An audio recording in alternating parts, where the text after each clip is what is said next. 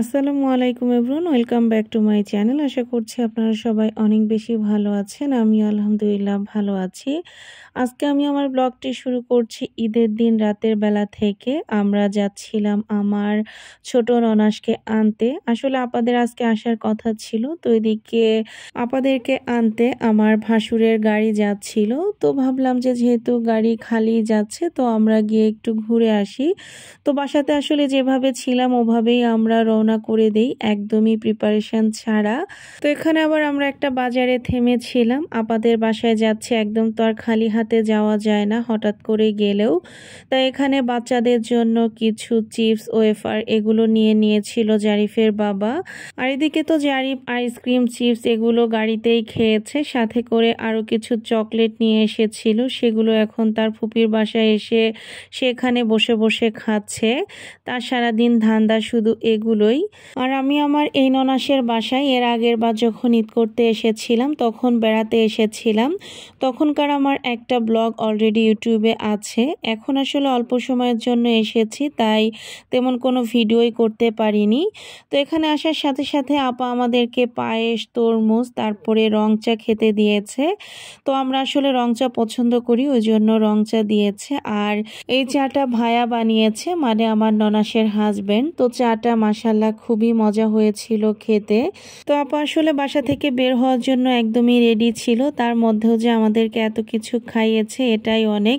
আর আসলে সত্যি কথা বলতে আমার শ্বশুরবাড়ির লোকজন আপ্যায়নের সেরা। যারা আমার শ্বশুরবাড়ির লোকজনকে কাছ থেকে দেখেছেন তারা তো অবশ্যই জানেন।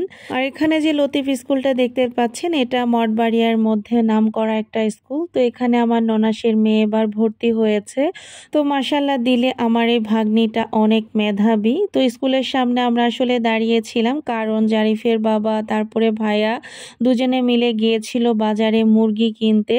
তো এখানে রোস্টের জন্য 10টা পাকিস্তানি মুরগি কেনা হয়েছে। সেগুলো রাতেই দুই ভাবি মিলে কেটে কুটে ফ্রিজে রেখে দিয়েছিল। আর এটা হচ্ছে গিয়ে তারপরের দিন সকালবেলা, সকাল সকাল আজকের আয়োজনের জন্য রান্না বান্না শুরু হয়ে গিয়েছে। এখানে যে কোয়েল পাখির ডিমগুলো দেখতে পাচ্ছেন, এগুলো বাচ্চাদের জন্য সেদ্ধ করা হয়েছে। আমি ডিমগুলো ছিলে দিয়েছিলাম, আর জারিফের বাবা সব বাচ্চাদেরকে খাইয়ে দিয়েছিল। তো এখানে একদিক থেকে সবকিছু ক্লিন করা হচ্ছিল, আর এদিকে ছোট আপা এখানে মুরগির রোস্টটাও ভাজতে বসিয়ে দিয়েছিল। আর এখানে মুন্নি আপা রুই মাছগুলো ভালোভাবে ক্লিন করে নিয়েছে। এদিকে গরুর মাংসটাও ক্লিন করে নিচ্ছিল। সবকিছু ক্লিন করার পরেও আবারও ক্লিন করতে হচ্ছিল, তার কারণ হচ্ছে গিয়ে গ্রামে প্রচুর পরিমাণে মাছি। আর এখানে ছোট আপা মুরগির ঝাল মাংসটা বসিয়ে দিয়েছিল। তারপরে বাকি রান্নাটা আমি শেষ করেছিলাম। মাটির চুলোর প্রত্যেকটা রান্নাই খেতে অসাধারণ হয়েছিল আজকের, মাশাআল্লাহ। আর এদিকে আজকে আমার মেন দায়িত্ব ছিল গরুর মাংসটা রান্না করার। তো এখানে 5.5 কেজির মতো গরুর মাংস আমি আজকে রান্না করেছিলাম, এবং মাংস রান্নাটা মাশাআল্লাহ অনেক মজা হয়েছিল। আসলে আমি নিজে রান্না করেছি বলে বলছি না, এখানে আসলে যেহেতু বেশি পরিমাণে মাংস একসাথে রান্না করেছি, তারপরে যেহেতু মাটির চুলাতে রান্না করেছি, তো মূলত ওই কারণেই মাংস রান্নাটা অনেক মজা হয়েছিল। আর এদিকে মুন্নি আপা রুই মাছগুলো আস্তে আস্তে ভেজে নিচ্ছিল, আর এখানে ছোট আপা রোস্টটাও রান্না করে নিচ্ছিল। আসলে সবাই মিলে একসাথে বসে রান্না করার মজাটাই অন্যরকম।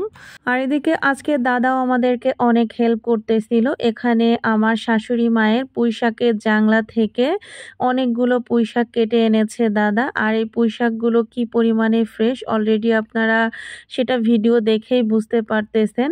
তো এই পুঁইশাকটাও আজকে রান্না করা হবে। তো এখানে মাছগুলো এই যে প্রায় ভাজা হয়ে গিয়েছে। আসলে অনেকগুলো রুই মাছ, তো ভাজতেও অনেকটা টাইম লেগেছে। আর যেহেতু এগুলো চাষের মাছ, তাই খুব ভালোভাবে ভেজে নিয়েছে। আর আজকে আসলে আমার শ্বশুর বাড়িতে প্রায় 40 জনের মতো লোকের আয়োজন ছিল। তো কি পরিমাণে আজকে রান্না বান্না সেটা তো আপনারা বুঝতেই পারছেন। আর মেহমান বলতে আমার শাশুড়ির ছেলে মেয়ে, নাতিপুতি, জামাই এরাই ছিল প্রধান। আর এদিকে আপার রোস্ট রান্নাটাও প্রায় হয়ে এসেছে। আপার হাতের এই রোস্টটা অনেক মজার হয়ে থাকে। আর এখানে সেই রুই মাছগুলো আমি ভুনা করে নিচ্ছিলাম। আমি এখানে 2 বারে রুই মাছগুলো ভুনা করে নিয়েছি। আর পাশে ছোট আপা আবার এখানে চিংড়ি মাছ দিয়ে ভেন্ডি ভাজি করে নিচ্ছিল। আর এদিকে রান্না করতে করতে আমাদের আসলে প্রচুর তৃষ্ণা লেগে যায়। তো এখানে আমার এক ভাগ্নি আমাদের সবার জন্য জুস তৈরি করে এনেছে। তো ঠান্ডা ঠান্ডা এই জুস খেতে দারুণ লাগলো এই মুহূর্তে। আর এখানে আমি সেকেন্ড টাইম এই রুই মাছটা আবারও ভুনা করে নিচ্ছি, না হলে একবারে এক কড়াইয়ে এত মাছ ভুনা করলে মাছগুলো ভেঙে যেতে পারে। তো এই জন্য 2 বার রান্না করতে হয়েছে। আর এদিকে পাশের চুলাতে মুন্নি আপা অলরেডি পোলাও বসিয়ে দিয়েছে। এখানে পোলাও 2 বারে রান্না করতে হয়েছে যেহেতু অনেক মানুষের পোলাও। আর এখানে আমি পুঁইশাক আলুর সাথে চিংড়ি মাছ দিয়ে এই তরকারিটা রান্না করে নিচ্ছিলাম এবং এই পুঁইশাকের তরকারিটাও সবাই অনেক পছন্দ করেছে মাশাআল্লাহ। আর আজকের আয়োজনের এই সব রান্নায় আমি আসলে চুলার উপর থেকে ভিডিও করেছি, বাকি সময়টা আর কোনো ভিডিও করতে পারিনি কারণ রান্না বান্না করে আমি চলে গিয়েছিলাম গোসলে, তারপরে জারিফকে খাওয়া দাওয়া, আসলে আর কোনো সময় হয়ে ওঠেনি। আর এদিকে পাশের চুলাতে আরও একবার পোলাও বসিয়ে দিয়েছে আপা। তো এই হাঁড়িটা অবশ্য আগের হাঁড়ির থেকে একটু ছোট ছিল, মানে এখানে পোলাওয়ের পরিমাণটা একটু কম ছিল। তো এগুলোই ছিল আমার শ্বশুরবাড়ির আজকের আয়োজন। আর এখানে বিকেলের দিকে সবার জন্য একটু ফল কাটা হয়েছিল, তো সেগুলোই সবাইকে দেওয়ার পরে এখানে আমরা যারা বসে বসে খাচ্ছিলাম। তো আমার শ্বশুরবাড়ির ভিডিওগুলো আপনাদের কাছে কেমন লাগছে অবশ্যই কিন্তু কমেন্ট করে জানাতে ভুলবেন না। তো আমার আজকের ভিডিওটা এই পর্যন্ত। সবাই ভালো থাকবেন, সুস্থ থাকবেন, আমাদের জন্য দোয়া করবেন। আল্লাহ হাফেজ।